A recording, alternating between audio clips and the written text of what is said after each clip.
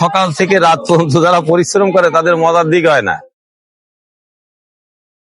এটা আমাদের মৃৎশিল্পের কাজ।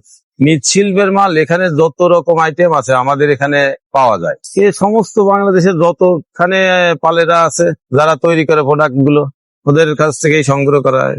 আমি এই ব্যবসায় 40 বছর, বেচা কিনা যাওয়া হয়, সংসার মোটামুটি চলে যায়। কাস্টমারের চাহিদা আমাদের খারাপ না, মোটামুটি ভালোই আছে। এইসব ব্যবসায় নতুন করে কেউ আসবে না, কারণ এই কষ্ট যে একদিন থাকবে পরের দিন পলান দেয় কর্মচারীরা। বিশাল কষ্ট, তার আরো নতুন করে স্বপ্ন দেখার কিছুই থাকবে না। লাভজনক ব্যবসা না তো। এটা হচ্ছে মাটি জিনিস, 100 আনছি, 20টা ভেঙে যাচ্ছে, এবার 80টা দিয়ে বিক্রি করবো। যখনই আমি বাড়াই যাবো তখন কিন্তু এটার পরে কেউ আগ্রহ হবে। ওই যে আমার ওই 20টা পিছে যাচ্ছে যে। আমার এখানে এখন মাটির সব জিনিসই টুকটাক চাহিদা, কাপ, পিরিজ, মগ, থালা, বাটি, এগুলো সবই চাহিদা আছে। সাধারণত মানুষ ভিন্ন ধরনের হয়ে থাকে, দুনিয়ার মানুষগুলোই এমন।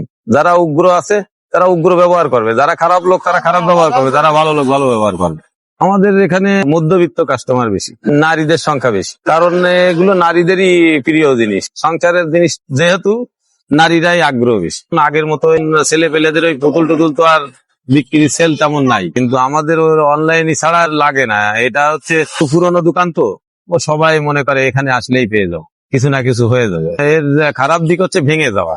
লাভজনক হতো যদি ভেঙে না যেত। এটা আমি যদি এটার উপরে বেশি মূল্য ধারণ করি তত কেউ কিনবে না। এমন জিনিস আছে সেগুলো শুধু ওই আড়ঙেই পাওয়া যায়। কোয়ালিটির মাল আনলে কিন্তু আমাদের এখানে ওই দামে চলবে না।